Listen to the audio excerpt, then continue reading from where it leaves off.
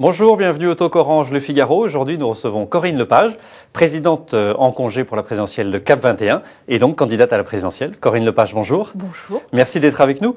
François Fillon a annoncé à midi un nouveau train de mesures de rigueur. Alors avant d'entrer dans le détail des mesures, je vous propose d'écouter un extrait de son intervention. Le salaire des membres du gouvernement et du président de la République sera gelé jusqu'au retour à l'équilibre strict des finances publiques. Et j'appelle les responsables politiques et les dirigeants des grandes entreprises, en particulier des entreprises du CAC 40, à faire exactement la même chose. Je souhaite également que les collectivités locales participent à cet effort. Alors, il y a d'autres mesures dans le plan, on va y venir. Sur l'idée de donner l'exemple, c'est une bonne chose. Je pense qu'on aurait pu aller un peu plus loin. C'est-à-dire oui, moi je suis députée, j'accepterais tout à fait de voir ma rémunération baisser de 10%. Donc il aurait fallu que les membres du gouvernement fassent pareil, que ça soit une baisse de rémunération? Oui, parce que très franchement, vous allez avoir une augmentation des impôts, donc une baisse de pouvoir d'achat pour les gens. Moi, je trouve que ça aurait été bien qu'il y ait une mesure, même 5%, vous voyez, quelque chose de montrer qu'il y avait une vraie contribution à l'effort. Mais enfin, c'est pas l'essentiel. Non, effectivement, c'est pas la mesure la plus importante. Parmi les mesures importantes, l'augmentation de la TVA dans certains secteurs, c'est une bonne mesure? Écoutez, le problème de la TVA, et surtout celle qui est à 5,5, elle était à 5,5 précisément parce qu'elle couvre, alors je sais bien que les produits de première nécessité sont mis de côté. Mais quand même, vous avez les cantines scolaires, vous avez des tas de choses qui sont vraiment la vie quotidienne des gens. Et ça, dans des budgets qui sont déjà hyper serrés, où les gens, le 15 du mois, ne savent pas comment ils arrivent à la fin du mois, c'est franchement une mesure très, très dure, très difficile. Donc, je suis un peu réticente là-dessus. Je pense qu'en revanche, sur la TVA, sur la restauration, très franchement, on aurait pu aller beaucoup plus loin. Je suis plus réticente. Revenir sur la promesse qui avait été faite? Oui. Donc revenir au taux d'avant? Je pense que oui, parce que très franchement, il n'y a pas eu les créations d'emplois, soyons clairs, que l'on attendait. Sur la TVA, sur les métiers du bâtiment, là, je suis beaucoup plus réservée, parce qu'il y a eu beaucoup de créations d'emplois, et le risque qu'on a, c'est de retourner au travail au noir dont on était sorti. Même si on augmente 7%, c'est pas non plus beaucoup. Donc, c'est pas sur le bâtiment, bon, c'est pas dramatique, mais c'est un signal dans des domaines où, quand même, si on veut, par exemple, faire de l'isolation, c'est des travaux sur l'ancien. Donc, on bénéficiait de cette TVA-là. Donc, si vous voulez, il y a un ensemble. Mais de manière plus générale, je vais vous dire, moi, ce que j'aurais attendu, c'est qu'on revienne complètement sur le paquet fiscal de 2007. Là, ça fait à peu près 10 milliards.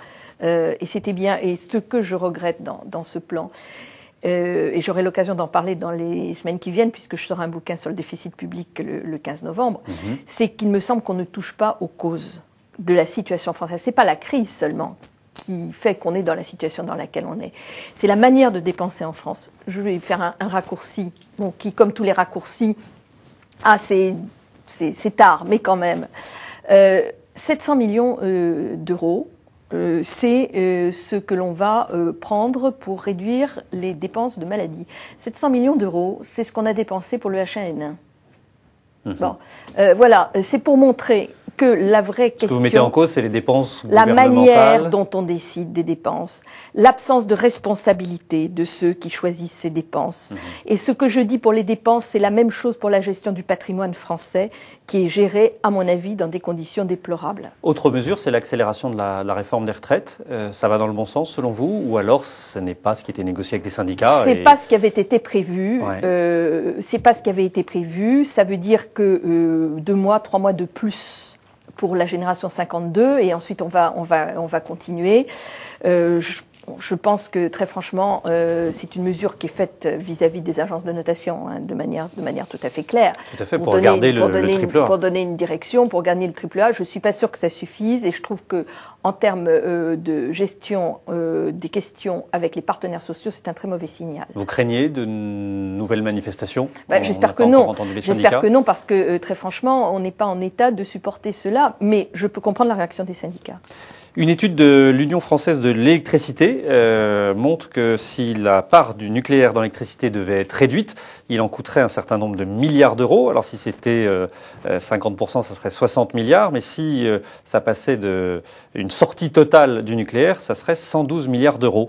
Au fond, il vaut mieux en rester à l'état actuel, non? Non, je crois pas. Et puis l'étude est un peu plus fine que cela, parce qu'elle montre que oui, mais elle montre que même si on ne sortait pas du nucléaire, c'est quand même 33 milliards milliards de plus. Hein. Donc il y a un différentiel qui est plus faible. C'est un surcoût si on Bon, ça c'est le premier point. Deuxièmement, cette étude montre que même dans ce cas-là, l'électricité en France resterait moins chère, même si on sortait totalement du nucléaire, qu'elle ne l'est en Allemagne, pour les ménages et aussi pour les entreprises. Même la facture grimperait 68%. Oui, j'entends bien, mais pour les ménages. Oui, j'entends bien, sauf que si on allait dans une direction comme celle-là, il faudrait évidemment commencer par permettre aux ménages de sortir du tout électrique et de se chauffer à l'électricité, c'est-à-dire de réduire la quantité d'électricité qu'ils utilisent. Donc, je ne crois pas qu'on puisse faire des calculs comme cela. Et cette étude montre aussi que de manière tout à fait claire, je le disais il y a un instant, mais c'est très important, l'essentiel irait sur les entreprises plus que sur les ménages. Et même pour les entreprises, le coût de l'électricité sera encore moins cher qu'il ne l'est aujourd'hui en Allemagne, qui est l'élément de comparaison aujourd'hui. Et puis, en contrepartie, il faut voir combien d'emplois créés, quelle réduction donc de la dette grâce à ces emplois créés, parce que ça fait des rentrées fiscales, parce que ça fait du chômage à indemniser en moins. Donc, je crois qu'il faut avoir une vision globale des choses. Ceci étant, très clairement, pour moi, le nucléaire, c'est pas une obsession, c'est un objectif. Je veux dire. Vous, votre objectif, c'est quoi? C'est la sortie du nucléaire? Je vais vous dire. Un horizon. Je ne sais pas l'horizon. Je pense que le nucléaire est pour nous une erreur industrielle et économique.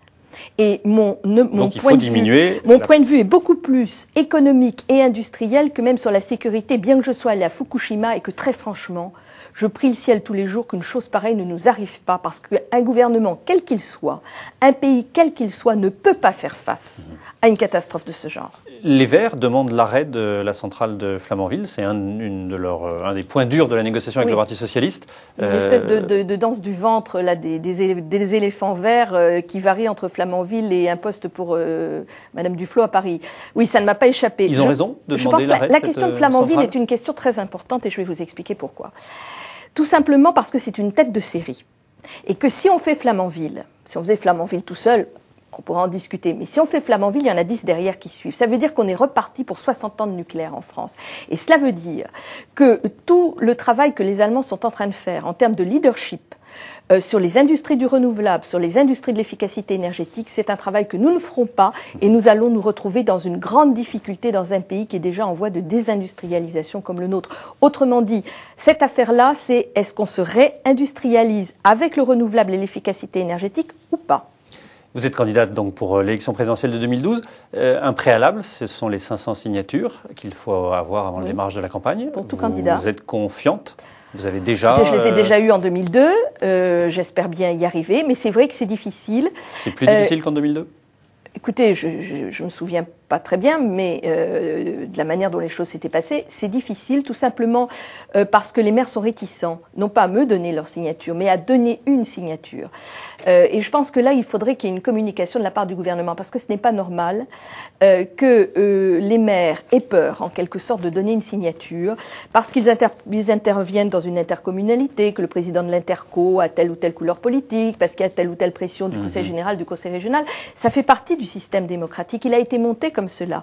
Et si les maires ont peur de donner leur signature, cela veut donc dire que quelque part le système mis en place ne marche pas. Deux sondages, l'un pour TNS Sofres pour le Figaro Magazine et un autre pour LH2 pour le Nouvel Observateur, montrent une remontée de Nicolas Sarkozy, plus 6 points dans un cas à 30%, plus 5 points pour le second à 37%. On a eu tort alors d'enterrer Nicolas Sarkozy trop vite. Je pense que de toute façon, il ne faut pas l'enterrer. Je pense que le président de la République est une bête politique tout à fait remarquable. Moi, je ne suis pas d'accord avec lui. Les choses sont claires là-dessus. Mais il n'empêche que... la séquence internationale... La séquence internationale, incontestablement, a été... oui, enfin, on ne peut pas dire que le G20 soit un grand succès. Mais enfin, il n'en est pas totalement responsable, quand même. Il faut être honnête. Hein. Et donc, je pense que cette séquence lui a servi. Il n'en demeure pas moins qu'il ne faut pas oublier que si nous sommes dans la situation financière dans laquelle nous sommes aujourd'hui, c'est aussi à cause des choix qui ont été faits depuis 2007. Corinne Lepage, merci d'avoir répondu à nos questions. Merci à vous. À demain pour un prochain talk.